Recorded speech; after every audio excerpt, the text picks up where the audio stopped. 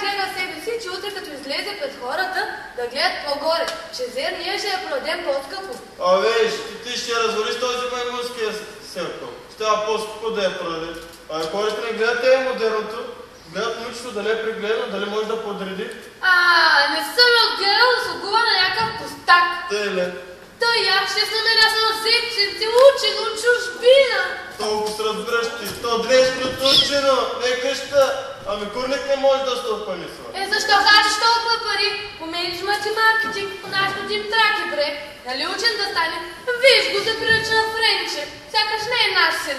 Хиляди пъти съжалявам, жалко ме е за парите. Уж учи човек да стане, а тока има най-половина. На глава не мога да изясни. По цял ден по улицата и барчетата.